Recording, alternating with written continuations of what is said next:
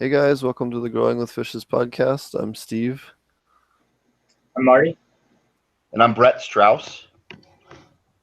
And we do this podcast every week, or at least we try to do it every week, about aquaponics and cannabis and related topics. Um, if you guys are wanting to meet us, I know I'll be out at the DGC Cup here next week, or maybe not next week, next month in 2 or 3 weeks here on April 15th. If you guys are interested, go check them out on the website over there at dgc.com or dogrowshow.com.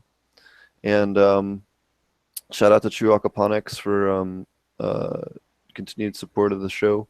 They provide a lot of the nutrients for a lot of the people that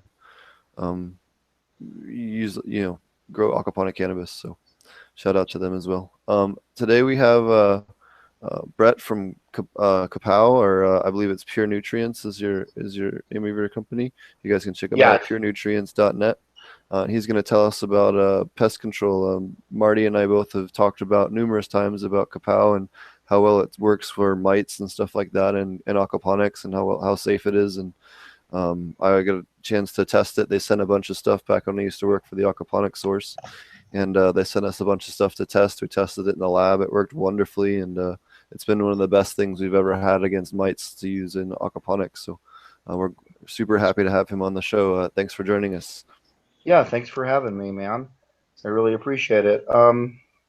Yeah, a little bit about us. We're Pure Nutrients. We came out and developed products for strictly for marijuana, and we are a 25B exempt company, which 25B is the EPA's exemption for safe pesticides, which means that even the inert ingredients or inactive ingredients are safe for groundwater, compartmental transportation, aerosol, and on body. So air, water, body consumption. So it's the safest a pesticide can be, and they're exempt from registration federally, so you don't have to go through EPA undersite, but we still have to register statewide. But way above organic, way above OMRI. Organic is kind of a listing that they give that means that 70 or 80% of the ingredients are considered organic and came from a facility that was 70 or 80% organic.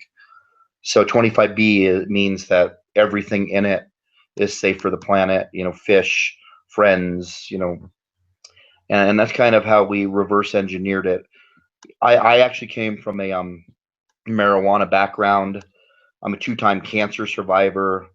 I'm one of the only documented cases of CBD is actually curing cancer. That's like doctor validated, and there's the keynote speaker at 420, and really behind it back in the day in 2010 when it was in the pubescency of it. I ran the group that legalized sales in Colorado. My brother wrote the amendment that legalized pot, Amendment 20, here in Colorado. So we've been involved a long time, and as a grower, my biggest issues were spider mites, obviously, like we all have, and there's just really no good way around them. And they got resistant to everything I was using, and every time I used something, I would create another problem. I'd kill a mite, but I'd create mold and mildew, or I would stress out the plant, or I would cut, hurt it so bad that I just couldn't get the harvest. And so we really wanted to invent something that solved all those issues. And so we kind of got this box of tools, and this nice lady from the EPA or Colorado Department of Agriculture, called a lady named Laura Quackenbush, said, here's a list of everything that you can do. And we went and reverse engineered all the best selling products on the market, found out what was in them, and mostly it was water and just stuff. I mean, like there was Mighty Wash that was perithium, and some soap and some polysorbate, or there was a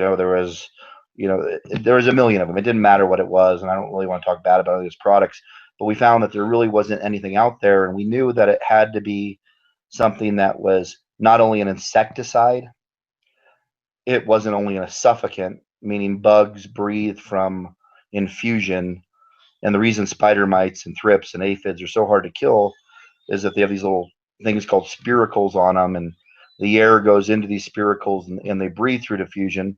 And there's really no way to kill them except for clogging those spiracles, which are on both of their right and left paws usually, and suffocating them. They don't have lungs. They do really well underwater.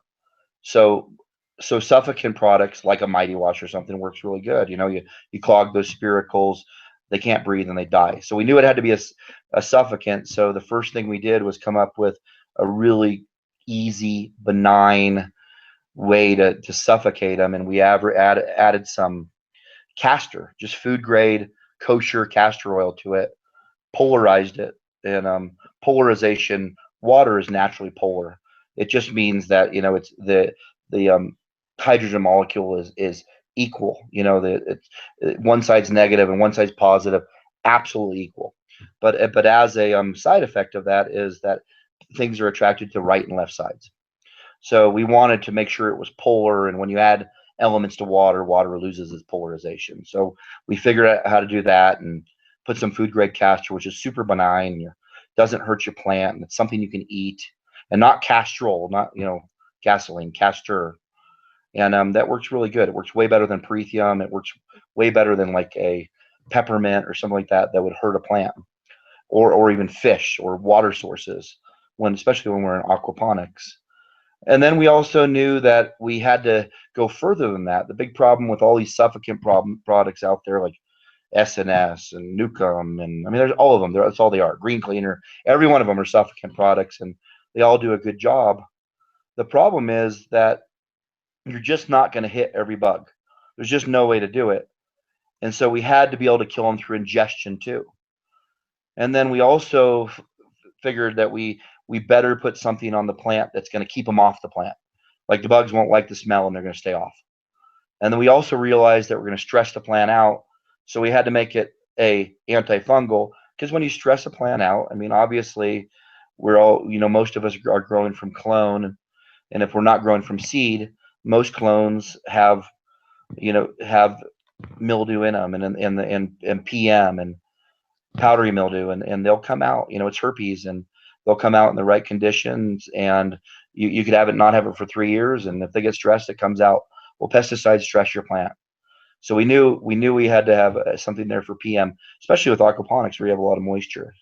So that's why we came out with it. And so how it works is A, we kill them with suffocant. B, we kill them through ingestion with lemongrass.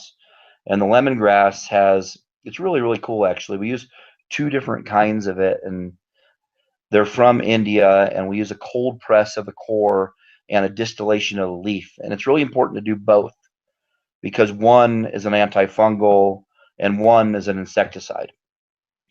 So meaning one will kill 98% of the world's spores, like any spore. It'll kill influenza. I mean, it's a really good antimicrobial. I mean, it's killed cancer in lab rats, and those are all like certified, documented, real hard science stuff. And then the other side of the lemongrass plant, it's a very good insecticide, which will kill them through ingestion. But a real good benefit to it is 80% of the plant is naturally occurring citronella. And citronella oil is something we can't smoke. It'll destroy our lungs. But it's a really good way to get citronella on your plant without it being illegal. You'll see that citronella products will not ever be approved for pot in 502 or in the CDA or the new California regs. So this is a really good way for us to get citronella on the plant and be approved. And bugs just do not like citronella. I mean, we all know that, we burn citronella candles to keep mosquitoes away and to keep bugs off of us. And so that was our thought process behind it. Make it safe, make it a detractant so the bugs don't want to be on the plant as long as it's on there. Make sure it kills as a suffocant, like all these other products out there. They do a fine job. And then make sure that we can kill them through ingestion. And then we also had to be able to kill eggs and then not hurt our water. And that's a huge deal, right? And it's just not for aquaponics. It's for everything, our biology and our soil, and it had to not kill living things. And that's what made it really hard. And it took a lot of hard science, and I actually developed it.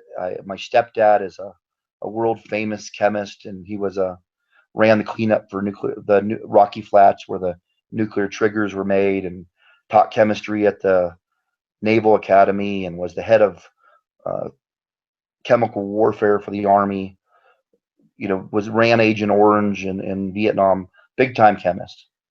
So we had some real hard science that came behind it, and then we used green labs here in Boulder, Colorado, a place called Hauser Laboratories, and bio labs, and those are the people that we did our reverse engineering with, and put it out. And truthfully, that didn't do it for us. It took us a long time to dial it in, and we had to get feedback from growers, and people were like, it's killing the mites, but it's not killing the eggs. It's killing the eggs, but it's burning the plant. It's taking care of our foliage, but it's hurting our water source. And so we really had to dial in the directions.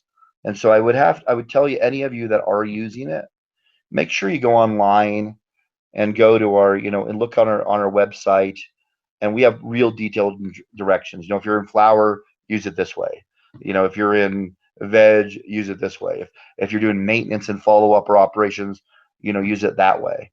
And I behoove you to do it. You wouldn't use it at full strength in flower. You'd like curl your pistols and hurt them. You would, and if you're using an atomizer, maybe use it a little differently. So that's kind of where, as a company, because we're all pot growers, we really dialed it in.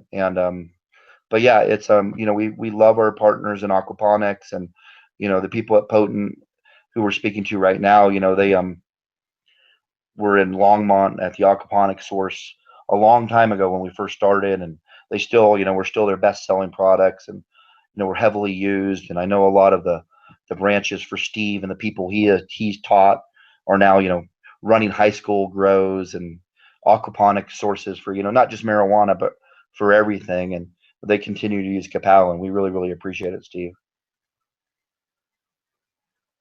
Absolutely. Earlier you were talking about how you guys your licensing and all. You guys are actually one of the handful of approved products that are safe to use in cannabis production on that cannabis specific pest control list as far as Correct. testing for all that stuff. Do you want to talk more about that? And there's not many companies that have their products on that list. Do you want to talk about that? No, yeah, and that's a really good question. And state by state, it's really changed. I mean, there's some states where they're just like, if you label it right, they'll let you on that list. And there's California, who is going to be very stringent. In fact, I think it's going to be a 25B list. I really do. I believe that. And so, I mean, that would be us. You have Colorado, who had pulled, God, I think in a weekend they pulled 15 million plants because it wasn't approved for pot. And they approved, they were pulling stuff like Eagle 20. They approved stuff that was, because Eagle 20, I don't know if y'all know that if you smoke it, it turns into cyanide. And it has real catastrophic effects if you mix it with essential oils. But it works great for mildew. And so it's real dangerous. So they pulled things that were passing the blood-brain level on it dangerously. And if you understand what that means, if you ignite something, a drug passes that level and goes into your brain, and that's what makes it a drug. And so things that you're bringing really dangerous chemicals into your body, super dangerous. And obviously we've all been smoking that stuff for a long time because we didn't know where it came from. And as the states are becoming legal, they're getting very careful, and it's super, as they should be, I mean, nobody wants to smoke cyanide. Nobody wants to smoke perithium. Yeah, I mean, those are things that'll kill you. I mean, whether they kill you right now, or whether you get cancer 4 years from now, or whether you have a baby that's born, with birth defects because of it. All of those things are directly related, and they're not wives' tales, and they're not voodoo science. They're 100% correlated, 100% proved, and with cannabis, it's really dangerous, just like tobacco is, just like anything we smoke, because eating it, obviously, it's still dangerous for us, but smoking something, we're directly passing those chemicals into our brain. And most pesticides and fungicides that we're working that everybody was used to that are no longer legal on the approved for pot lists in these states like we are, were things that had half lives of forever. That's why they work so good. You know, you can spray them on your plant, and they had a half life that was, let's say, it was 30 days. And as cannabis growers, we're like, oh, okay, we're safe, man. Well, if that all that meant is that 30 days from now, it's just as strong as it was when you put it on. It has the same half life. Well, it's there forever, and the minute you ignite it, it's 20 times as strong. So the damage you're doing to your brain, and you know, we've all had stuff we smoked and we just don't feel right, or you know, we have some kind of psychedelic reaction, or we just have some kind of headache, and we're just not sure what's going on, you know, or oh, this is awful, you know, and truth be told, it's probably a pesticide or a fungicide, and and that's the effect we're getting. So the states are as they should be, and I applaud them for it. Some of them better than others are really getting behind it. But yes, we in every state that's legal for pot, we're approved. In fact, my I had a guy named Ben Parsons today that owns Quality Choice called me, and he was in Pueblo getting his license today for his greenhouses, and outside the licensing bureau they have a poster of Kapow, you know, and that's what they recommend to use, which you know means a lot to us.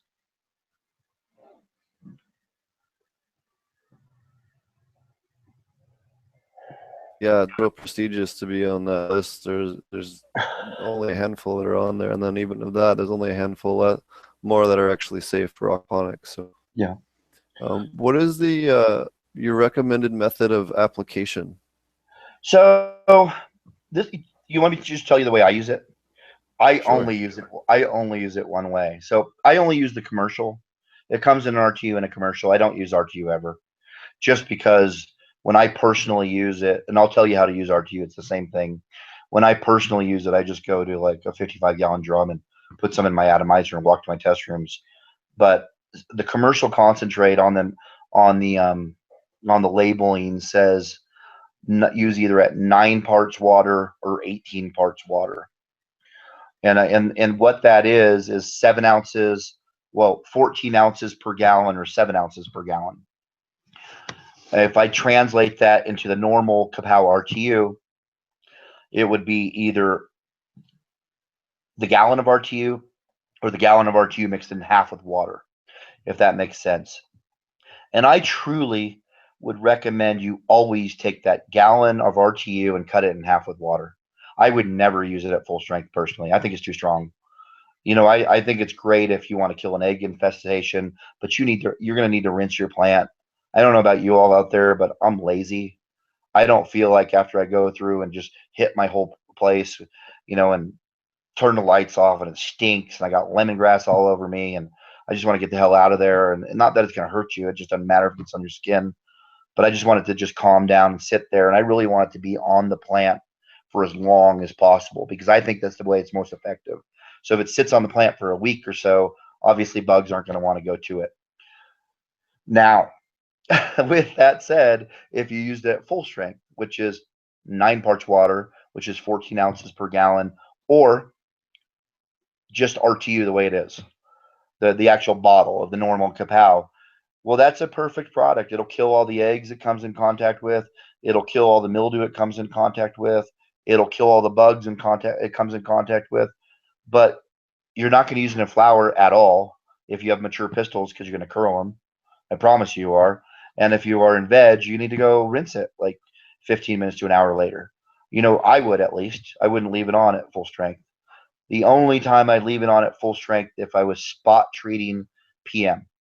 So meaning that if I knew I had PM, and you all have had that where you have PM come out and it's on like 20 leaves. Well, I'd use that at full strength. I'd go in there at the highest concentration, spray it, leave it on there. I don't care if the leaf gets hurt at all. I don't care about it at all. I just care about killing the PM. But then I would also go back, putting in a Hudson atom. I use a Hudson atomizer. I don't know what y'all use, but to me, that's the best way to do it. You know, spray bottles to me get droplets, and those droplets can sometimes be heavy and burn pistols. So I use a Hudson atomizer. They're cheap. They're like 179 bucks or something.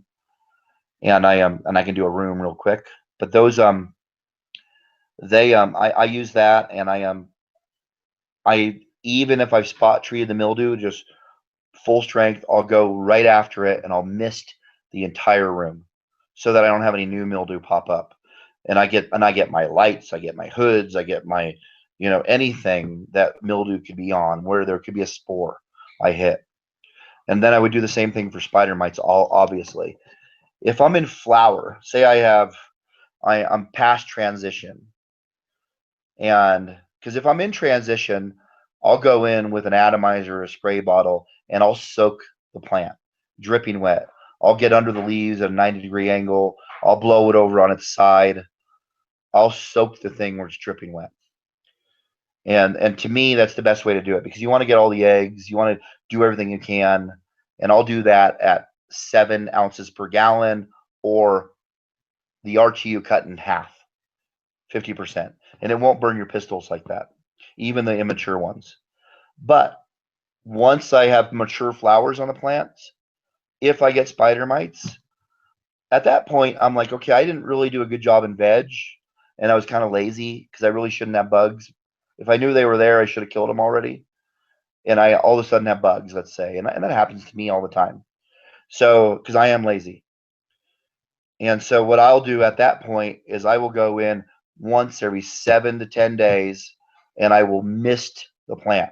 I'm not going to go soak them. I'm not going to saturate them where they're falling down. If I am dumb enough to have get myself to a point where I have webs, I'll go soak those and kill the webs and the colonies. But if I wasn't, I will go in, I'll just mist the plant and I'll get myself to harvest. Am I going to kill all the bugs and all the eggs? Nope. But do I care? I'm not gonna retard growth. I'm not gonna get them to a point where they're eating through the plant. I'm not gonna get them to a point where they're making webs. All I want to do at that point is get the harvest. And so that's kind of my thought process. Hit them really hard in veg. Maybe hit them at full strength, rinse it once, follow up 3 or 4 days later with a half dose or that diluted 7 ounces per gallon, and then just do that every week. Just know whether you have a problem or not. Just hit them once a week. It's not going to hurt your plant. They're going to look wonderful, and do it right all the way to transition, and then don't worry about doing it again. And that's kind of my my way I treat them. And I know, we have big dispensaries like the Green Solution who are under thousands and thousands of lights, and that's how they do it. That's how they use it, and I think that would be the best way to do it. But in the bottle says to do it like that, but it doesn't make that much sense. I would behoove any of you to either call me, email me, or go to my website.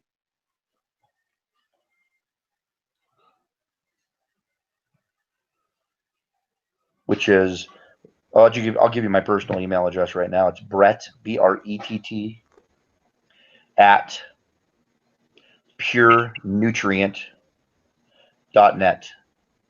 Brett at purenutrient.net. Or you can reach me on the World Wide Web at www.purenutrient.com.net, purenutrients.net. They'll all get you there. The only one that won't get you there is Pure Nutrients with an S.com. That doesn't belong to us. All right. Did we lose Steve there? I'm not sure. Oh, yeah, he's back. Okay, good. You can hear me? Yep. I was muted. Sorry about that. But I'm back. I just hiccup and kicked me out of the chat program for whatever reason on my internet here. How long were you out? Starting here, so just for a second, just log out, disconnect. I think you're breaking up, at least on my end. I can't quite hear Steve. Can you hear? No, I can't hear. It's all breaking up. Can you hear? Steve, you might need to reconnect. Here, reload. There you go. It's crumbly. Yeah. Can you know?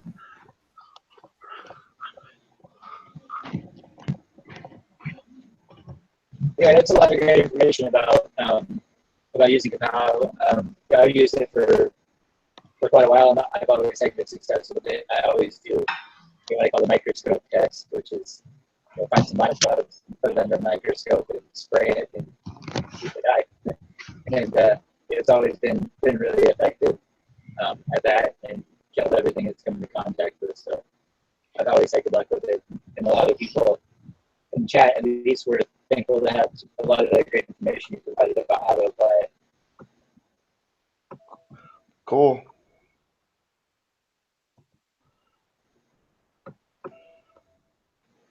Steve, are you back yet? What'd you say?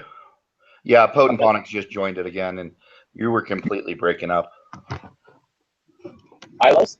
Yeah, you're like really crumbly. Sounds like you're underwater. I wonder if that's Steve's. That's Steve loud and clear.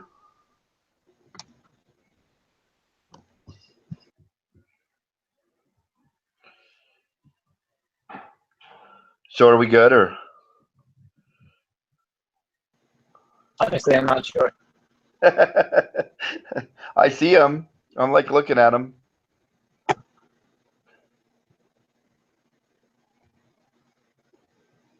So can you hear me okay right now? I hear you a little better now, yeah. Oh. Yeah, I don't hear Steve at all. How are you guys able to see what your audience is on these podcasts? Oh, it's being broadcast live on YouTube. So if you go to Steve's channel, you can see it there. Are you guys able to track your audience or no? Yeah, we're talking to him through chat right now. That's cool. Do you guys open it up for Q&A with them ever? Yeah, we do. They were just asking a couple of things about aquaponics in chat, and then also talking about the sound issues. So I'm not sure. Maybe There we go. Steve's. Yeah, Steve's there now. Yeah, there you are. There we go. Can you hear me now? All right, cool. Sorry about that. Turns out it was just a browser problem. Oh, all right, cool. You there now? Yep. So what other? I know you guys have a couple of other products aside from Kapow. What else do you guys have there? Yeah, so we have Kapow and Kapow Commercial. We have Three-Way, which is really the only other product. We have this SoGrow product we discontinued. It didn't sell well. But Three-Way is Kapow. It's just more systemic. We add a little bit of fish oil into it. The fish oil's 5-1-in-1 would be fine with aquaponics. It just makes it more systemic. We fool the cell wall of the plant into thinking it's food. The cell wall tries to metabolize it and obviously impregnates your plant with the product. So you end up with a plant full of lemongrass. So the benefit is lasts way longer in your plant. You don't have to use it as often. The bad part about it is it's stronger because systemic products are. So it's not something you could use as often in flower, but really a great product for veg and through transition. I mean, you definitely can use it in flower, but Three-Way does the same thing. It's just more systemic than Kapow. And then we also are coming out with a new product called Pure Water Detox, and hopefully that'll be out before the end of the year. But that'll be like a you'll be able to send.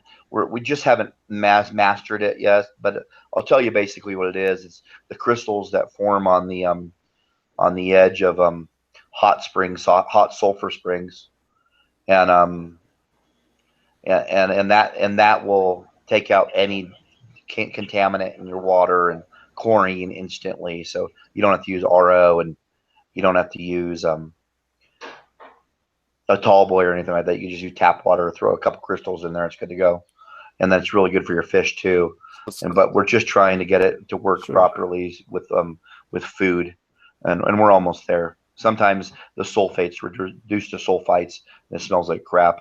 So I've had to add some magnesium into there, but we're really close to having that done, and that'll come out. But right now, Three-Way and Kapow are our two products, and we have those also out in commercial concentrates. And we have commercial concentrates that go all the way up to 55 gallons really, but 5 gallons for retail that make up to 95 gallons of bug spray.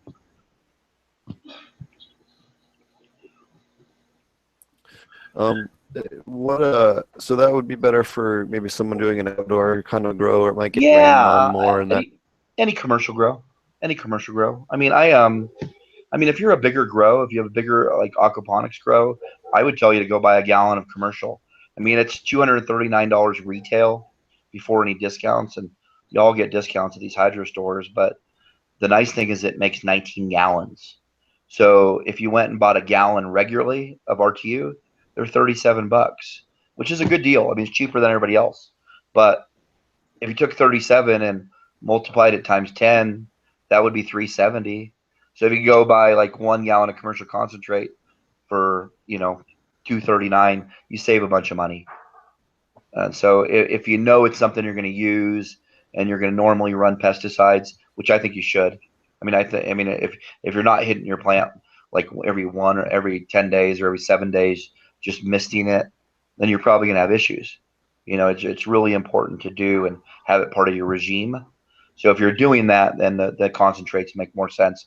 If you're not doing that, if you're just treating a problem when it arises, then the RTUs are, and you can get a quart for $15, or you can get a 5 gallon for $130, or you can get a gallon for $37. And so, I mean, obviously on the garden you're looking at next to you right here on the left, that, you could treat that with a quart. You really could. So could you treat it with a quart every 7 or 10 days for $15? Probably not, but you could probably do the whole cycle for a gallon. So if that gives you an idea of scope and how much it covers. So maybe $37, takes care of your harvest, for the whole cycle, veg to finish. Awesome. I know we've had a lot of luck using your stuff with the higher humidity environments we end up with in aquaponic greenhouses, especially in the wintertime, when we tend to get more outbreaks than of fungals outbreaks you would during normal when it's warm.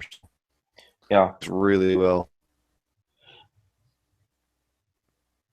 What are some of the other common issues you've seen with people? You get to interact with a lot of different growers and a lot of different grow methods, a lot of different crops. Like, do you have any other advice for general IPM stuff? Do you want to talk a little bit more about overall IPM?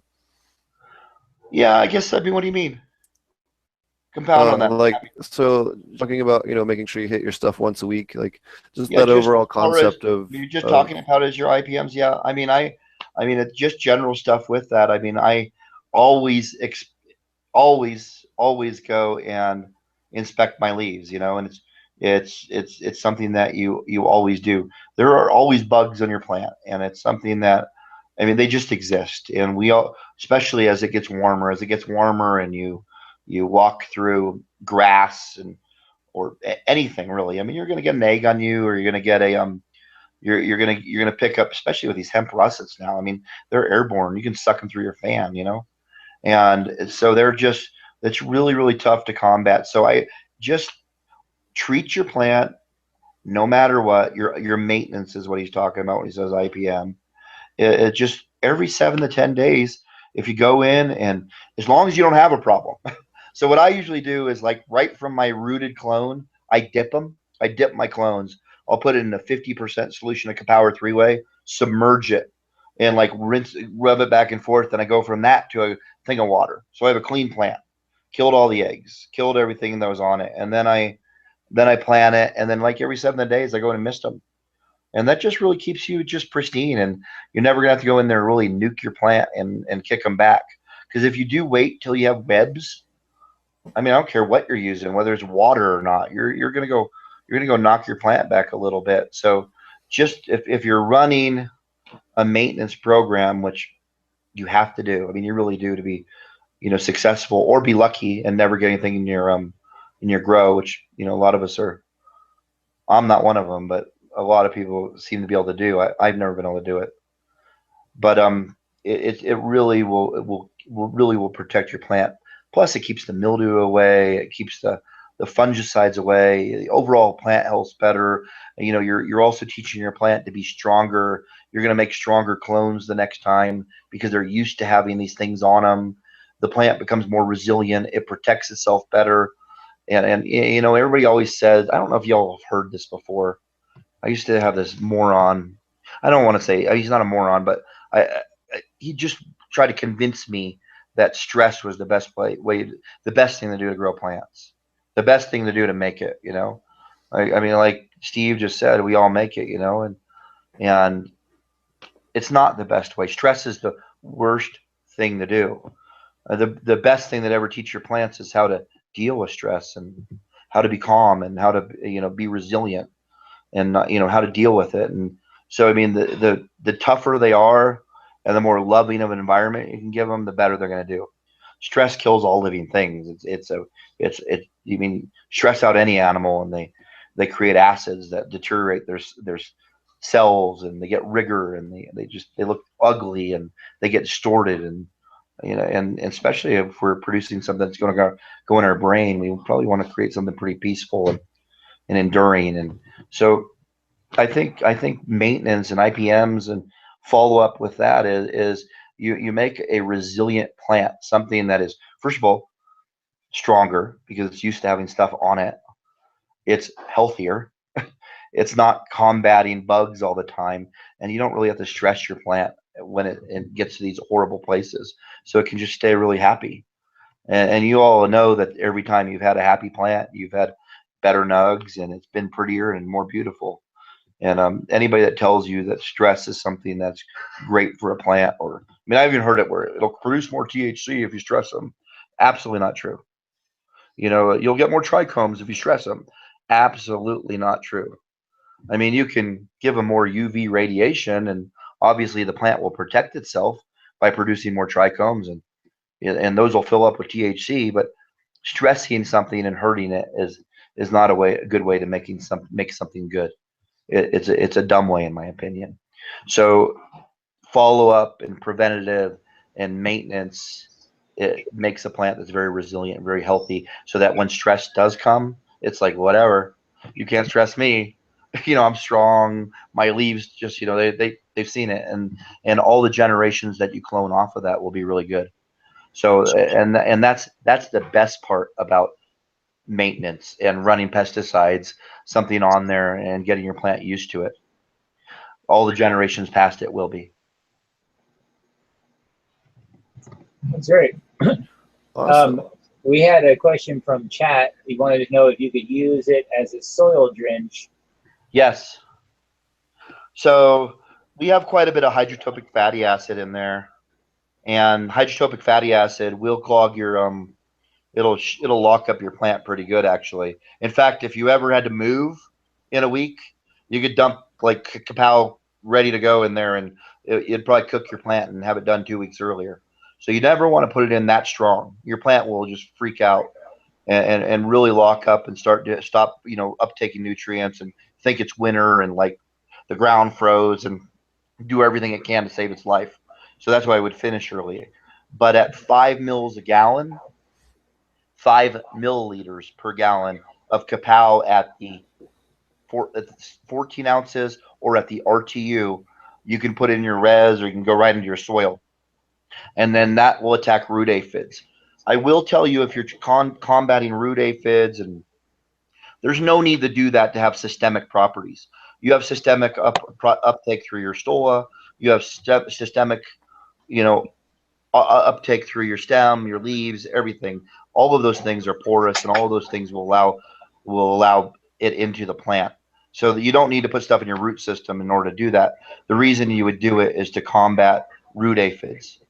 And root aphids are, really, really tough. They put these strands of pearls on your roots, and root aphids are really tough to go after. I will tell you, if you're trying to kill them, if it were me and you, I'd put say if you're in a 10-gallon pot, I'd put one, or if it's hardened aquaponics.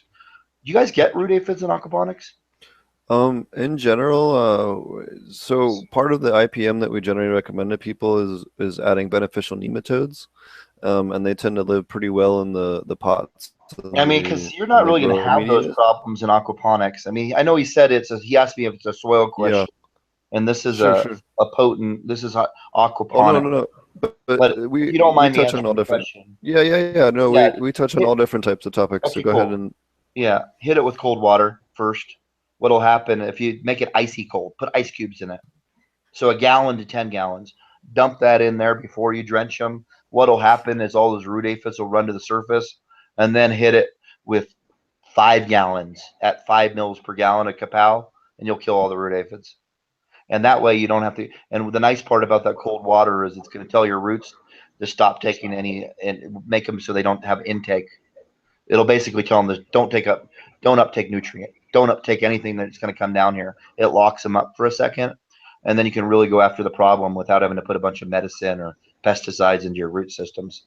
I mean, I just wouldn't really ever recommend putting pesticides into your root systems. I know a lot of companies come out with systemic products. To me, that's just not healthy for your plant. Not a smart idea. It's plenty systemic through your stola, through your leaves, through your stems. You just don't need it. But if that's what you're asking to go Yeah. after root aphids, that's how I would do it. And you can, and we And a definitely lot have of people that automatically do it with their food. They put in it 5 mils a gallon, and it works perfect, and they don't do anything. They just it's part of their every time they feed, they put 5 mils of Kapow per gallon in, and it's never hurt anything. So if you want to do it, you can. and a lot of the systemics on the market can be depending on. I know I once when I worked in the plant trade just doing flowers. I mean, I know the stuff Safari. You couldn't even handle that stuff barehanded without it making you sick. Like some of Yeah, those are it's like, pretty toxic. And then if you're doing concentrates, if you're making rosin or BHO or totally. CO2 or anything like that, you're concentrating those systemics because you're when you're extracting it from the plant material. So that's why it's real. You got to be careful when you're using. A lot of people don't even consider that when they're doing pesticides for cannabis, is that this stuff does get concentrated when you're making hashes and things like that, or even essential oil extraction. Even if something like rosemary oil, just for instance.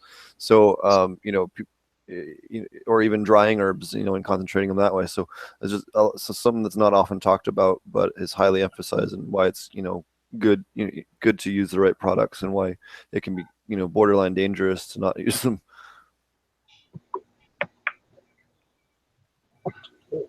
We lost you again, I know Steve. that's one. No, I'm here. Okay. You guys hear me still? Yeah. You Okay. said not Yeah, you, it's and you good. disappeared. Oh, we had another question from chat. Was do you mix for each application, or can you store a diluted mix on the shelf? Yeah, you can totally store it. I keep it in my atomizer. Yeah, no Okay. problem at all. Three-way is a little different. I wouldn't store it in that just because it's got nitrogen in it coming from the fish oil. I keep it sealed in a dark place Hmm. because it will grow stuff at some point. But yeah, Kapow, no big deal. I mean, literally keep it in your atomizer. I'd vent it before you spray it because it becomes gaseous, and that gas is toxic. But I mean, the only way the way you vent it is to just unclick your atomizer, blow it out for 5 seconds, or open your bottle or open your spray bottle, and you'll smell it. You'll be like, "Oh my god, that sucks," and then you're fine. But yeah, no big deal doing it. Awesome. Thanks. That was the other question we had from chat. If anybody else has any other questions in chat, feel free to fire away. Think we also put a link to your website in the description if anyone's looking for more information. Um, I believe earlier. Do you wanna mention how people could reach you again? I know you talked about it Yeah, earlier, but so we're available. We're not available in every store. We're available in about 800 stores across the country. You can definitely go on our store locator at purenutrient.net or purenutrient.com or purenutrients.net. And we haven't been able to purchase purenutrients.com in 4 years. We've been trying, but some guy got ripped off in 1994 or something, and wants to tell everybody how horrible it was and refuses to sell it. So at oh some well. point, at some point, we'll own that too. But I guess there was some company that was selling protein drinks called purenutrients.com in like the 90s or something. This guy got some ripped off, but so he wants to tell the whole world about it. He bought the website just to tell the whole world. I've called the guy and offered him money 100 times, and he's just like refuses. But so purenutrient.com, purenutrients.net, pure and then purenutrients.net, purenutrient.net, and purenutrient.com. I hope that's not confusing. And also you can always Google Pure Kapow or Pure Three Way, and 1,000 things will come up, and you can just click on any of those links. You can buy direct from our website, and we'll FedEx it free to you to your house. So if that's more convenient to you, you have it in 3 days. Send it FedEx ground. Or to go to any of our fine retailers. Colorado, it's everywhere. We're the best-selling product in Colorado. Washington, Oregon, we're great. California, we do really well, but it's such a big state that there's just pockets where we are and we're not. Michigan, we're almost everywhere, and throughout the rest of the country, we're very sporadic. So, but yeah, but if for some reason it's just easy, just go online and it's simple and fill out a cart and buy what you need to buy, and we'll get it to you right away. Obviously, if you need it, you need it. Wonderful. All right, cool. Awesome. Well, you're welcome to stick around, and we'll talk around for a little bit longer, or you're welcome to take off, depending Yeah, on I'll probably leave it on, Steve, but Okay. I'm gonna go help make some dinner now with my girl, Wonderful. so we All can right. Well, listen. thanks for joining us. All right, thank you so much for having us. Yep.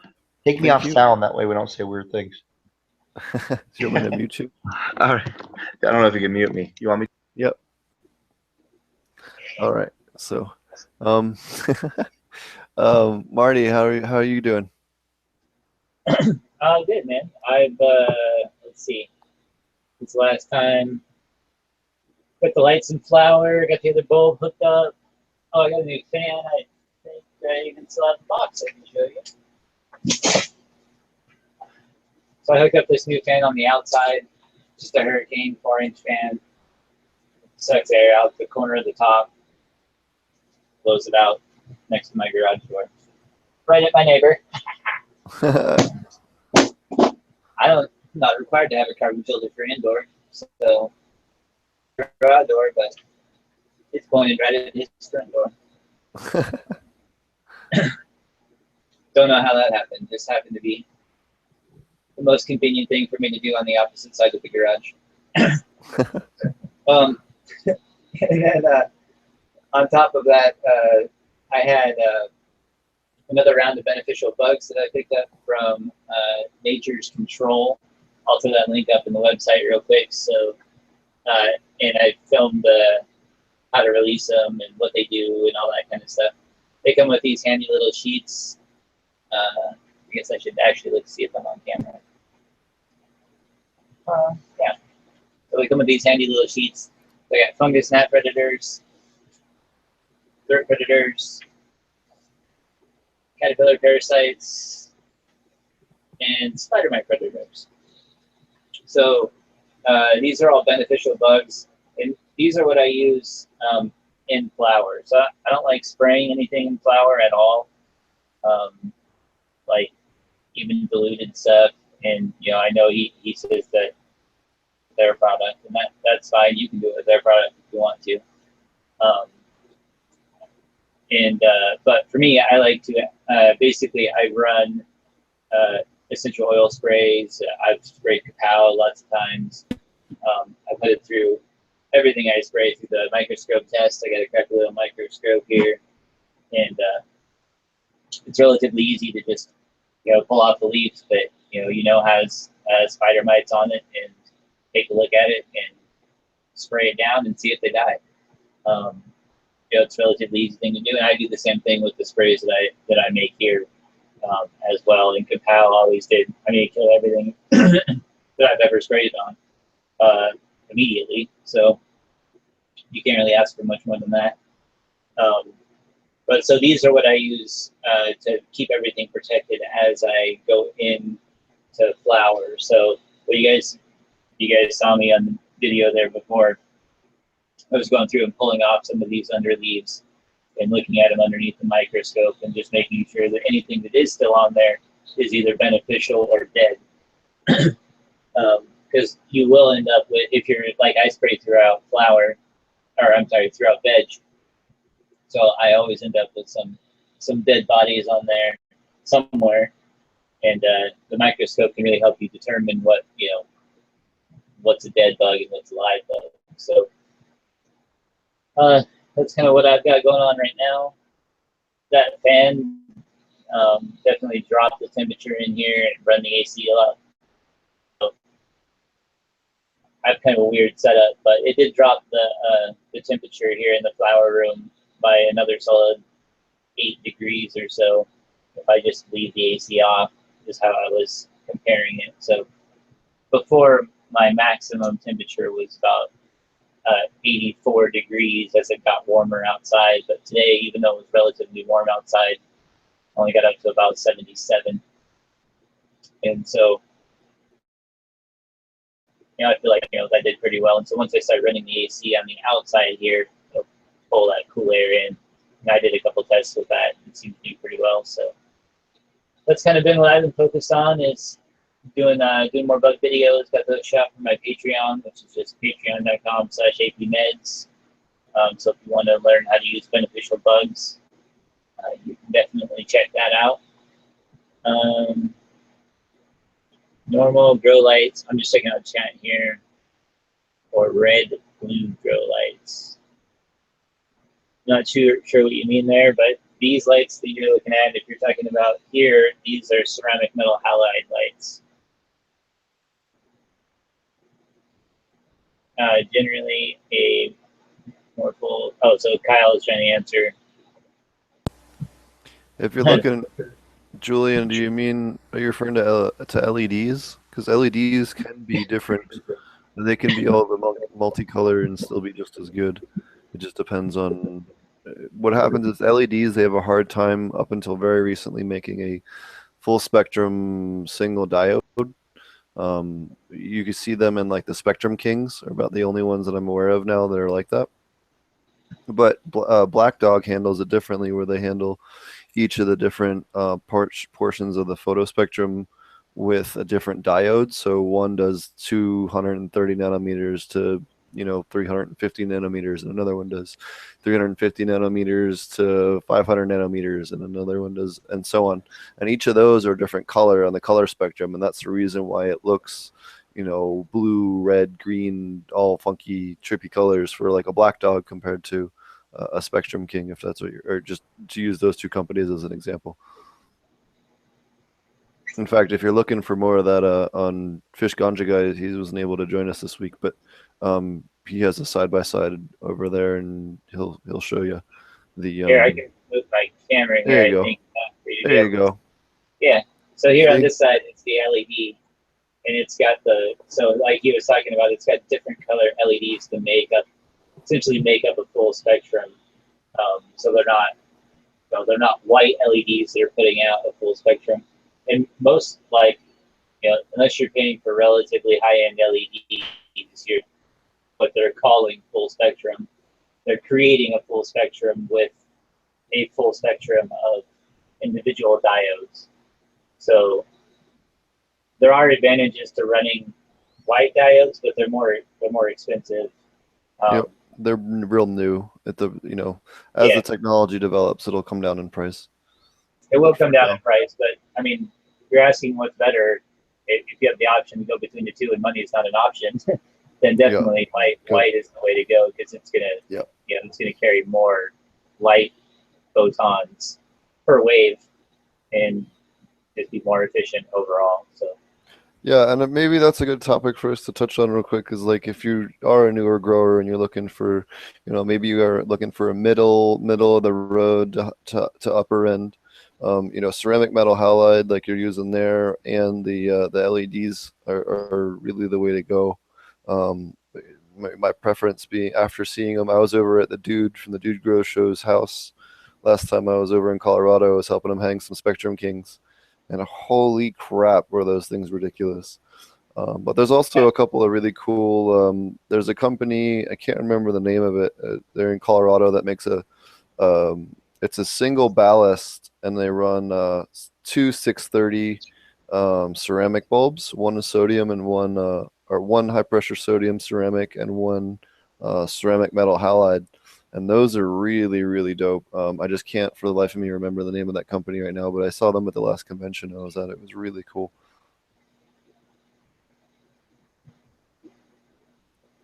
Yeah, Spectrum Kings are definitely a great example of that. Some of your other true full spectrum ones would be any of your DIY lights from Grow Mouse, or Chill LED lights are another great one. If you guys, I think we talked about it a little bit on our last podcast, or maybe not, I don't remember now, but their Gen 2 lights just came out, and he has one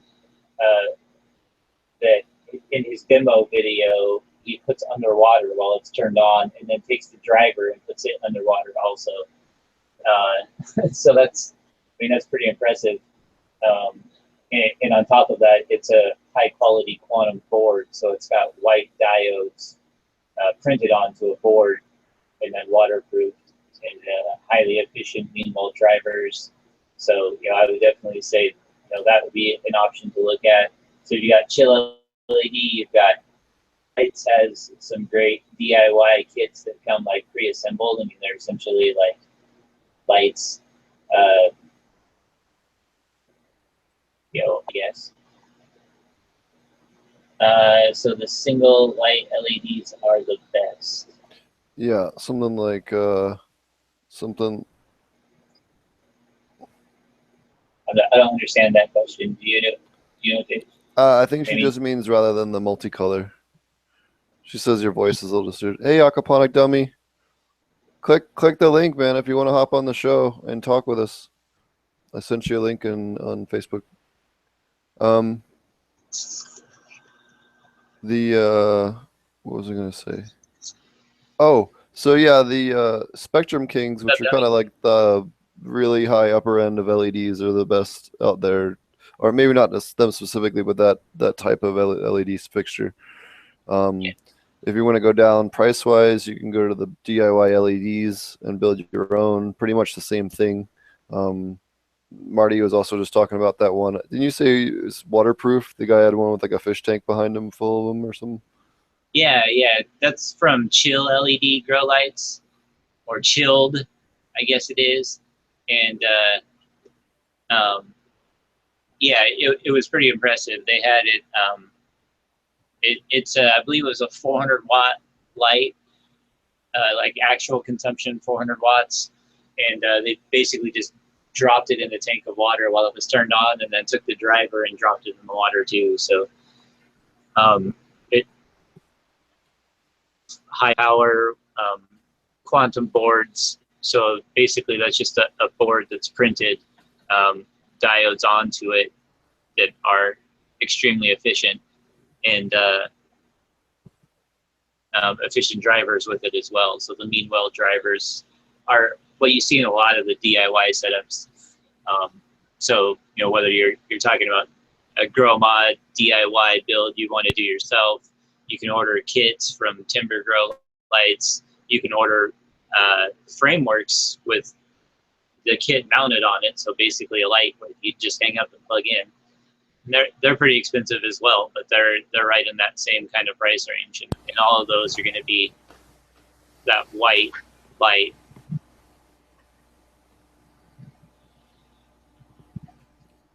Okay, buddy. Anybody else? My sound just changed. Did your you sound fine to me, so I'm not 100% sure.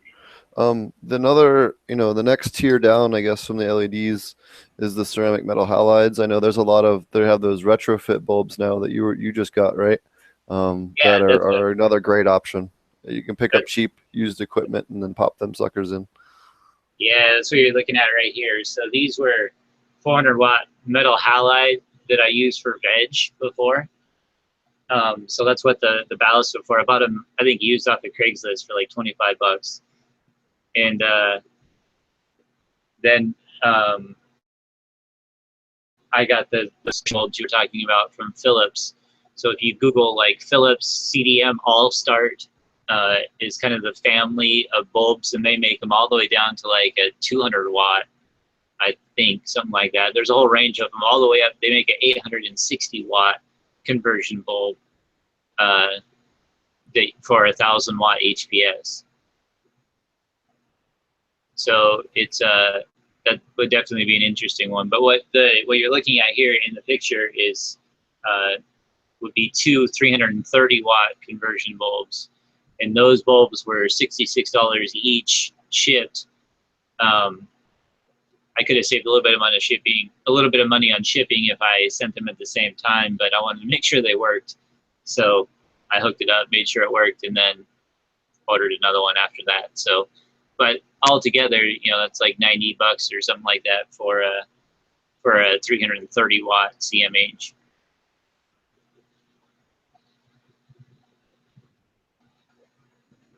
So somebody's asking about the chill LED. I'll put that up and then make sure that's right. I guess I'll click on it.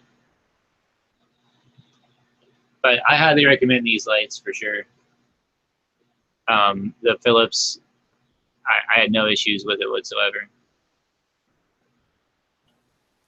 Awesome. Can only run those conversion bulbs on magnetic or not digital, right? I'm not sure on that. Do you know the answer to that? Yeah, for the most part, that's true. Now, there are some of them you can, but the great part about the Philips bulbs is that if you go to the website, it'll give you the full list of ANSI codes that each bulb is compatible with.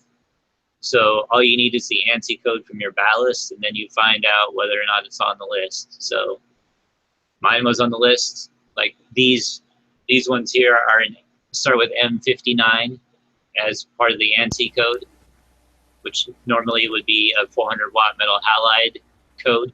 And on the PDF document for the bulbs, you could clearly see it was listed on there and it worked just fine. I know we had some questions earlier. I was scrolling up. Any advice for a young grower? Benji, if you're still here, I guess my advice would be read as much as you can on, as much as you can get your hands on. Go to as many garden seminars as you can get your hands on. I try to go to all different kinds of plant and grow seminars whenever I can get into San Diego. Even if it's on fruit trees, even if it's on orchids, you'll pick up weird techniques that work for one plant that'll help you with your cannabis growing. Listen to a bunch of different podcasts, read a bunch of different sources of material, yourself to a bunch of different stuff, and figure out what works best for you. Yeah, fuck up as often as possible, basically. Yeah. The more... At least document your fuck ups. I document them or not, but definitely, get your hands on stuff. And, nothing teach you a lesson like, killing fish or, losing a crop, or nothing will teach you how to treat spider mites like having spider mites. So yeah, you're not going to learn any of that stuff while if you're just reading. So that would be my advice: is find some people that you can tolerate watching their videos. Like for me, when I was first starting out, it was, first of all, almost nobody did aquaponic cannabis. There was Silva Arm 32, and that was like pretty much it. But in terms of aquaponics, I started with food. And so for me, guys like Rob Bob, that was right around the time that he was, I think when I subscribed to him, he had subscribers as he does now. But if you haven't checked out his channel, obviously Murray Hallam, his videos have been up for a long time. The UBI, all of those videos and information that you can read it was all great and was great. But I do feel like that, you have to combine that with like some sort of actual system that you're managing yourself, because that's what's really gonna, I feel like, sort of bring it all, at least for me, was what brought it all together. I needed something to say, okay, well, I've done enough reading about this. It's time to actually get something going. And then I felt like that was sort of the next plateau. Yeah, that's a great point. Definitely go on to forums, and especially the problem forums. A great one like Reddit Microgrowery is a good one that comes to mind. People have all kinds of weird pest problems, nutrient deficiencies, all kinds of weird things, and you're going to see them and learn them and keep them fresh in your mind, so that if you say a spider mite breaks out, if you don't know and to look for that pinhole damage, it might go on for quite a while before you actually find them. You might not know what a round mite is. You might not know what a hemp russet mite is and think it's just a spider mite. Like all these things, and seeing them and being exposed to them on a regular basis, or even spending an hour a week just doing that, really helps you so that when you do have a problem, you know what to do and you don't panic, and you know what the damage or the symptoms are, so in order to know what the right treatment is. And that's definitely another thing that, especially if you're a newer grower, will help save you a lot of time and stress. Um, Agree. you know, did you want to talk about the different kinds of hash and stuff, or are you limited on time? I know you have you might need to go. Yeah, we can talk about it a little bit, and I'll duck out when I need to. Okay. So, but I mean, you wanted to talk about it. You got your new press. I think you should probably start there. Oh yeah, I guess I should talk about what I've been doing. So I've been working with a guy in San Diego who's got an extraction company, and he wasn't really doing a whole lot with it. And then we partnered up with him, and we've been getting this going, and we've been making rosin and working with him with a couple of other things that'll be coming out soon. Once we finish playing with it a little bit more, and we'll have some cool stuff to show you.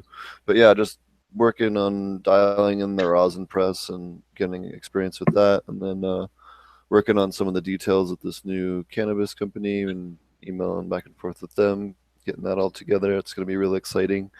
And then some more new educational projects up in LA. We got another big grant to do another big project at one of the schools up there, so that'll be a lot of fun in the non-cannabis related realm there. Um, I go up and teach in LA once a month, or whenever they. Sometimes more than that.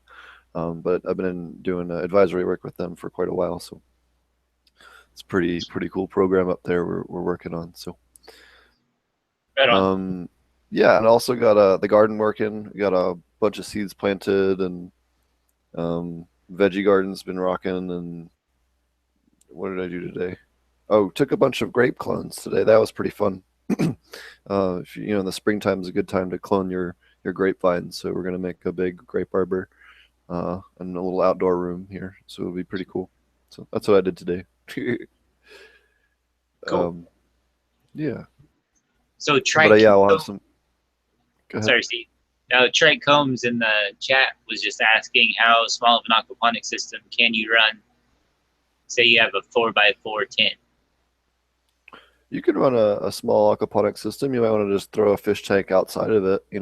Maybe put a 55-gallon tank next to it or sitting next to it, and then put your grow tray up high enough to flood and drain proper back into the tank. I think my first system was it was probably more like 6x4, something like that. But yeah, I think I would say roughly a 100-gallon tank, and yeah, I think you can do it no problem. Handful of goldfish or something. I don't Yeah, know somebody. if you're just looking to grow meds. I guess is probably another question. You probably wouldn't be able to like raise fish to eat if you're concerned about that side of aquaponics. Yeah, and if you guys are looking for another cool, like if you only have a small area you can grow in, one of the other things I'd recommend, and I've used them, they're pretty cool. They're a company based in Silverthorne, Colorado, if memory serves me right. They're called Hanging Hydroponics, and they have pretty cool grow tents that have hanging grow beds in it that are adjustable. You can put LED lights in there, or even some smaller ceramic fixtures if you wanted to, and get to a fish tank that works pretty well. So that'd be definitely something else if you're working with a small footprint. I'd recommend to you that I've seen work pretty dope and have real good success with. What was I talking about? Oh yeah, so we were going to talk about. We got a question the other day. I got a question in my inbox the other day about about the different kinds of hashes and the equipment involved, and just some comparison differences. So I put together a little short chart of stuff just to kind of help people decide if they are thinking about doing their own extraction. Um, you know what your options are and what their costs would be. All right, here we go. So BHO, which is butane hash oil, um, first off, you do need to be careful. It can be explosive. It's also illegal in most states outside of your set production, but it can be done uh, at home if you're safe and don't screw up. I'm not telling you to do it or recommending it, but it can. Plenty of people do it without killing themselves, but it's definitely not one I'd recommend. And You do have to be careful. It's a felony in most states, so even in legal states or medical states. And it can be very expensive. If you do get a proper system that's fully recirculating, you're looking at 60,000 plus dollars for the whole setup, plus a vacuum oven. If you're going to do it on a bigger scale, so it can be kind of expensive. And then you're going to need the container, your butane, vacuum oven to purge it afterwards. Um, and then otherwise you got to go with a fully recirculating system, and there's a bunch of different information and videos online on how to do that if that's something you ever decide to do. Although I wouldn't recommend it. It just doesn't taste as good, and you can screw up pretty easily. Definitely don't smoke a joint while making butane hash oil unless you don't want to be around too long. CO2 is another great way to do it. I've actually used the CO2 extraction system before. They're pretty cool. You pack a bunch of CO2 or plant material into the chamber there, and then you put it into the slot. Has like a shelf almost that has like a little. I'm trying to think of how to describe it. It's like a little drawer almost. And you put all your stuff in there and you lock it, and then it runs CO2 through a liquid CO2 at real high pressures through the plant, and it's real good. Gives good extraction. Doesn't have any funky flavor to it, but it is at super high pressures. So if you do, if you don't know what you're doing or the technician isn't paying attention, you can definitely get hurt from a sudden loss of pressure. So or release of pressure, I guess is the better way to put it. Now, rosin's another good one if you're looking to do something safer at home.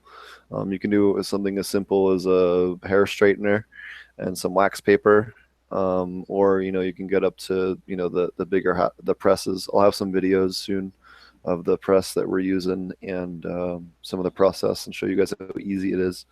I think you guys will like it. Your overhead costs are pretty cheap. And compared to a CO2 system or a BHO system, which you're looking at 60,000 plus dollars most of the time, you can spend 20 or 40 for a smaller system, but it's still real expensive.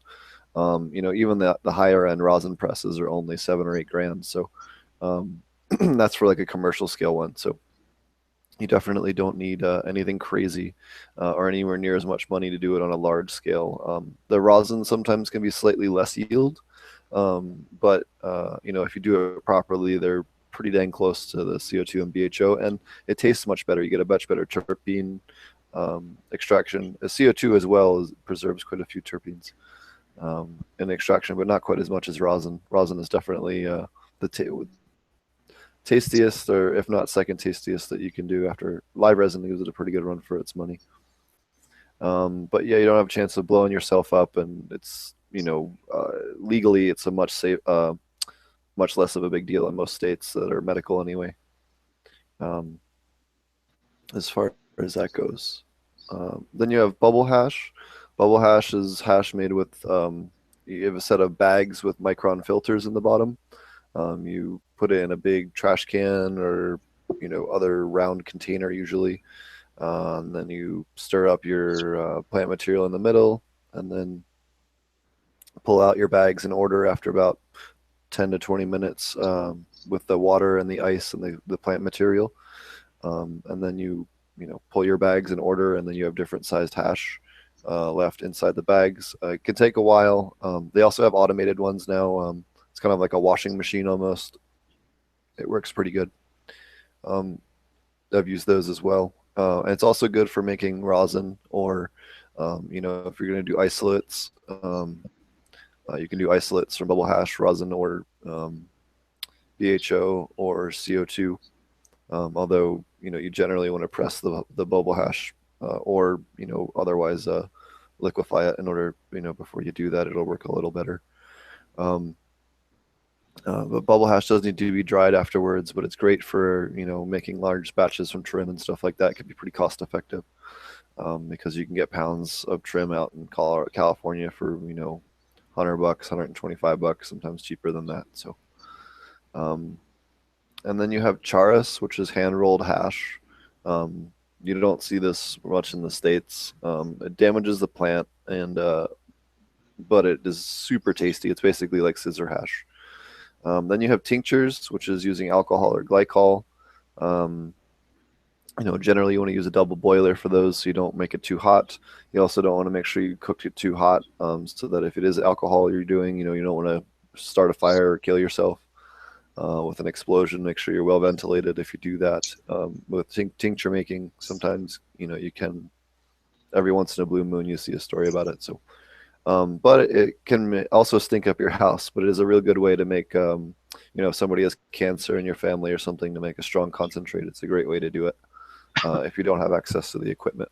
And there's lots of different videos and guides out there. Or maybe I'll even do a cooking series. I keep getting questions for some of this stuff.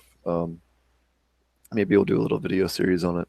I'm still working on the nutrient video series. I got a bunch of stuff written up, and we'll do that here soon too. I know I promised that a couple weeks ago and just haven't had time to film it. And then you have shatter hash, which is usually BHO or CO2. They put it in 200 proof alcohol, and then they freeze it at a cold temperature, which separates the fats and lipids, which is why it gets clear. And then they take it and they vacuum purge it in a vacuum oven, and then they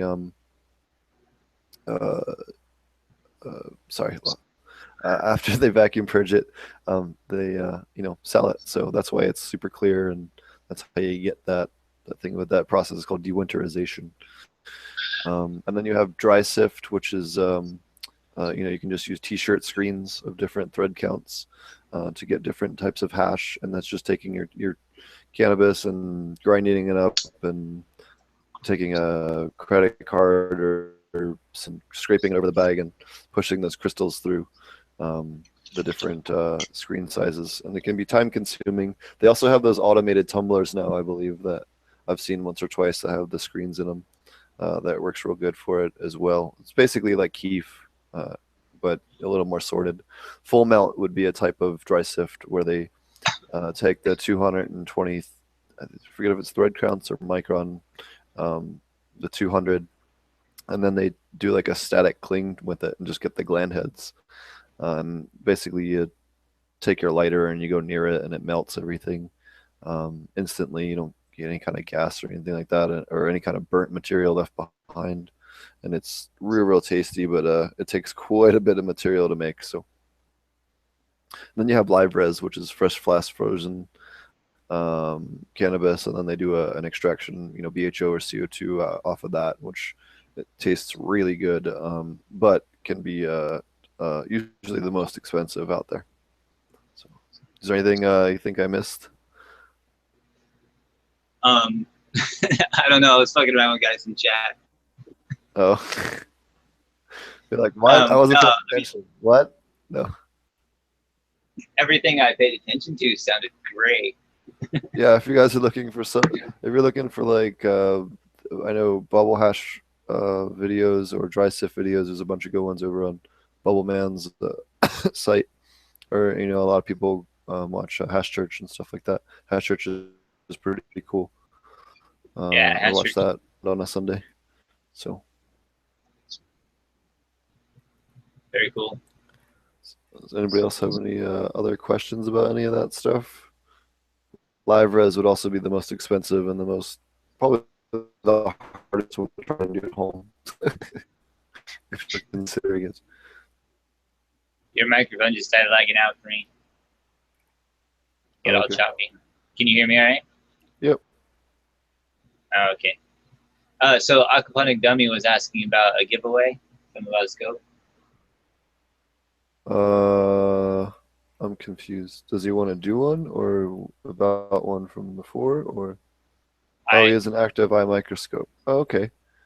Yeah. Why don't we do? Why don't you guys leave a comment in the chat here, and then we'll do we'll give it next week. We'll pick it from chat. I don't know, how do you want to do it? Do you have a better idea? Why don't No, you why I don't you didn't even know we were doing one. like the video and leave a comment in the video, and we'll pick someone. I told them that I won, but none of them qualified. You can just send it right to me. Oh, yeah, right. Sounds dope. You know what? Why don't we've had a couple of newer people. Should we just do it with one of the newer members and just pick it today? What should we do? Should we wait? I don't You care. know what? There's lots of people who don't listen to it live. Let's wait and do it next week. If you want to enter into the contest, don't you leave a like the video and leave a comment, and then we'll pick somebody from the comments. Sorry, You're I'm gonna base really the entire stoned. thing This on nepotism. rosin really good, and I'm all like, ah. So, but this is a really good episode this week. There's a lot of real good information with the gentleman from Kapow, Brett, earlier, and appreciate him coming. It took us a little while. We tried to get him on last week. We had some technical problems. So, yeah. One of the I wanted to mention is Ken up at Ouroboros has got this real tricked out photo spectrometer that's like a live photo spectrometer for real-time nutrient testing in the system. So you can actually know water parameters are in real time. It's pretty sick. And it does like a it's time wide for it. range of nutrients. Go ahead. Sounds like it's time for him to swap out some crops. Yeah, you need to come down and check it out. It's super dope. Yeah, he needs to But grow that'll less help us. lettuce, more cannabis though.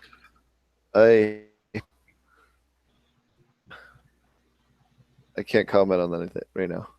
No comment.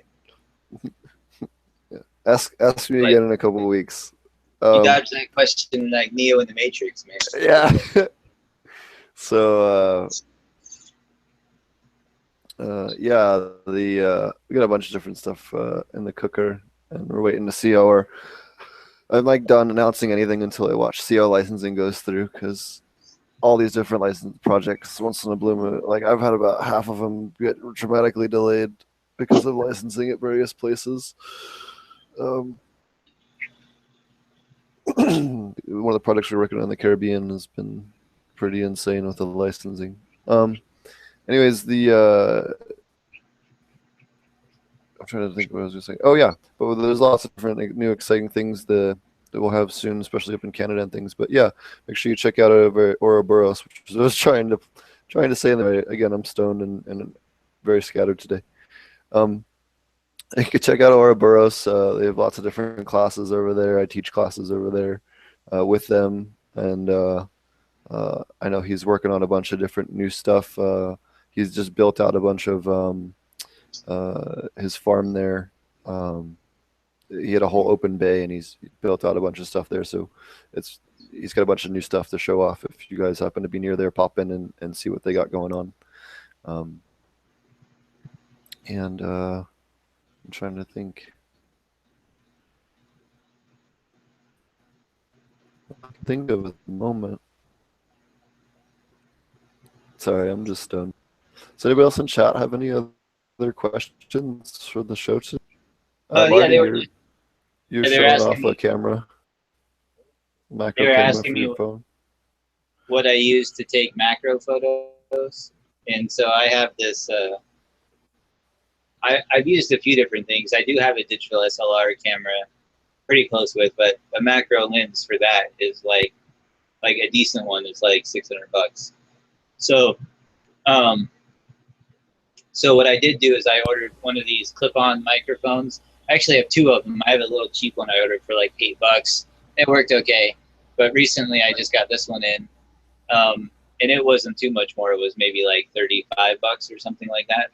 And what it has it just clips onto your phone, and then it has what is this? So this is a 0.45x wide angle lens that screws onto the macro lens. So when you want to use the macro, this is a 15x macro that just clips on. And then right over the top of your lens. So That's what I've been using for the last ones I just took in the last few days. So it kind of depends on which one, which pictures you're talking about. Last few days have been with this one. Other than that, probably the like the pictures on the slideshow and stuff. A lot of those are with the digital SLR, just as close as I could get, and then digitally zoomed in once I took it over to the computer. Awesome. Any other questions about that, man? I don't have any other questions on that. I think this was overall a good episode. Did you have anything else that you wanted to bring up or talk about this week? I know, what was it? There was some kind of legalization thing this week. Oh, Colorado passed their 12 plant count thing, which is complete fucking bullshit. Well, I mean, it's been 6 here for a while, so I mean, yeah, it's complete bullshit. I agree, and it's just more bullshit here. So I'm just more used to the bullshit, I guess. On top of like here, and they're gonna do the same thing there too. Like counties are gonna ban outdoor. Like I promise you that's gonna happen. So, and it really just doesn't need to be done. That's what sucks, and it's also why. That's why you moved to the mountains. Yeah. Fuck it all. No, actually, you guys can all move to the mountains because I need to live there, and I need not many other people to live there. So, you should move to California. I hear the Bay Area is really nice and totally tolerant and growing. You should do that. Real estate is super. Yeah. If you can afford to live in the Bay Area dispensary in a different part of the country, you all should move there. Or Klamath Falls, Oregon, where they banned all growing and dispensaries and everything. That is the dumbest thing ever. Yeah, now like all their schools are underfunded and their budget's out of control. It's funny, but not because people live there and it's kids, But yeah, but that's the ridiculous thing is, they're some of these little municipalities get to stick up their ass about, oh, we don't want this in our community, and look at how much it's helped Colorado. Colorado's had, was it $800 million so far in revenue since the legalization, or almost $1 billion has gone to the school district, something like completely insane. The town of Aurora opened a whole new homeless shelter and with a job center and everything with the money from it. Like they've managed to completely pay down medical safety net. So like people that don't have money end up in the ER. The state ends up having to pay for it, and they've paid that all down. They're one of the only states that has that paid down. So there's these enormous social impacts, for the better that cannabis has had. Not to mention, look at all the jobs it spawns. It keeps not just the cannabis industry on, but you have grow stores and pizza delivery places and people that sell grow lights and people that make nutrients and people that sell pest control and security companies and camera companies and construction companies and all these other companies that benefit from legalization, where they're getting tremendous increase in business because of the all these new customers and all the side businesses that it spawns. The guy that makes the plastic containers, for you to sell it in, and the safety proof containers, and the company that makes the labels for the packaging, and all these different places. People don't realize that they think it's just one group of people that gets money. No, like this stuff goes around to the whole community. That's why you see the communities that have embraced legalization in Colorado, or California for that matter, and it's a night and day difference how much better the public funding is, because they have much deeper coffers, and at the same time, it is overtaxed. We all shit. There's no reason it should be taxed as heavy as it is, especially when it's not harmful. I'd love to see a comparable or a scaled tax based on like number of deaths per year or number of dollars spent by the government for rehabilitating people for alcohol or tobacco or opioids, the elephant in the goddamn room. Yeah, they had another study that came out just earlier this week about how, another legalization study about how the opioid, both addictions and overdoses, dropping dramatically. Plummets, yeah. Yeah. Yeah, for So, those of you who don't know what we're talking about, there's another study that was published, I think it was this week, on how states that had opioid addiction problems after they legalized cannabis or even medical cannabis and made it widely available had an enormous reduction in overdose deaths and people in rehabs and stuff like that. So, and even the prescriptions went down, and that's why the pharmaceutical companies are upset. But don't get me started on that one. well, yeah, I mean, because they like money, that's why. Yeah, they want money. It's what they want. So yeah, what's his name? Aquaponic Dummy was asking what kind of girls you got there in the picture. Oh, so, sorry, I thought you meant what I was smoking. So I'm smoking Starfighter OG, but what's in the picture right here, I actually have, you can probably only see 3 plants. So starting here, this is, these first 2 are both Peach Frost by Oregon Blackberry. Across here by a local breeder who's done a lot of my stuff. If you watch like my first outdoor, he did the blue cheese cross and the mango kush cross that I grew. And like to this day, both of those are probably like top 5 genetics I've grown. So pretty excited to see how those turn out. Plus I've smoked the Oregon Blackberry like multiple times from his outdoor, and it's always fire. So I'm excited for that. And then the next one, which is over here, you might only be able to see a little bit of it. This is the, they call it Jackhammer, which is Jack Frost by 9 Pound Hammer. And I've always heard a lot about 9 Pound Hammer and seen it grown, and I've never even smoked it or anything. So I decided to snag it up and give it a try. And then over there where you can't see is the last one under the CMH, which is a sour strawberry, which I grew in the last outdoor. If you guys want to check that out. And it's probably like my favorite daytime smoke. Out really sour, probably more sour than strawberry, until you cure it for a little while, then it tastes a little more fruity, which is good. Nice.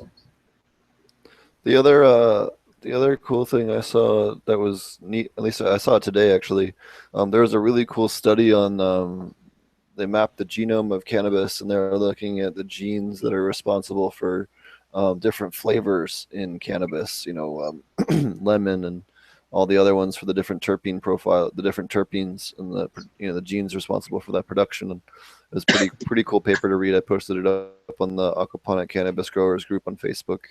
For those of you that haven't joined yet for some reason, go check it out. That's the kind of our hangout where we talk with people and help out people, grows and all everything. So if you don't have a Facebook, make a fake one. Yeah, right. And if they bust that one, make another fake one. Yep. You might end up like some of the people, well, I guess not me, but some of the people that we know are listening, but we won't. Yeah, some of the people in the chat box here have had to remake their accounts 3 or 4 times. Let's not tempt fate by saying. Yeah, I was gonna say we won't out them, but and some of us are lucky enough to have some pretty cool names. So, right on. But anyway. Also, before I forgot, in the aquaponic system, I also have. So I have 2 more sour strawberries, and then I have Shishka berry, which I've ran before, and Jaeger, which is a purple Kush, which I'm pretty excited for. Purple Hindu Kush, I think, is what around here they call Jaeger. So Nice. I'm excited to see that on the aquaponic system. It's really popular around here right now. So Cool. Yeah, there's always a new flavor of the month it's more in like the the West flavor of Coast. last year. Everybody was really into it. So I don't know if they will be again, but I really enjoyed it. So I want to see what I like to do is take strains that I know did really well, like in outdoor, Mm, like probiotic grows, and then put them in aquaponics and see how much better they are. So that's always nice. been my. Nice. And if anybody wants to smoke any aquaponic herb, well, you guys can catch me and Fish Ganja Guy out at uh, the Dude Grows Cup in Denver on the 15th of April. Rumor has it there may or may not be aquaponic cannabis there. So, yeah, come out and try some. So, and we'll be hanging out with the Dude and Scotty and a whole bunch of the other guys from Dude Grow Show. It'll be a blast. Bunch of cool vendors there, and yeah, it'll be a good time. So I look forward to seeing y'all there. Right on. Yeah, I think I better get going, but Okay. definitely check out the YouTube channel, which is AP Meds, the Patreon channel.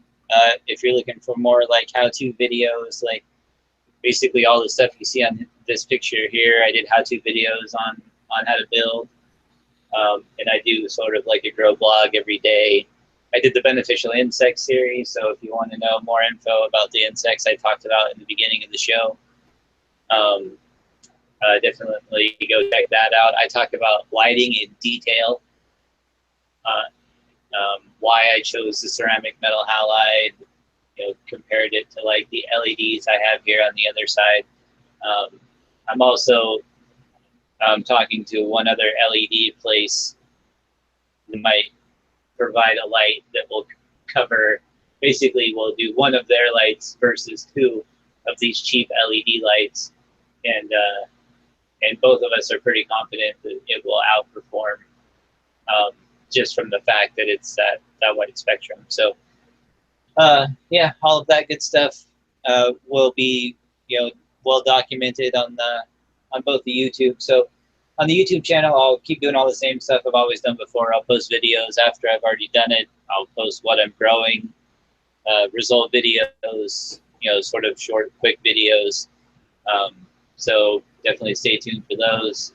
I'm about maybe like 4 or 5 days in the flower now on all of these on this room here. So definitely check out all that stuff. We talked about the cannabis growers group. That's where we hang out, talk to people, answer questions, all that stuff. Aquaponic Dummy, I tried to post to the growers group. The chat won't let me. It's in the video description. Thanks, man. So check out the video description. I know Steve always puts them in there, so I can just copy and paste them. Yep. So thanks for that, man. And I think that's about it. Oh, thanks to naturescontrol.com. They're a local place here in Southern Oregon. They breed bugs. They ship them all over the place.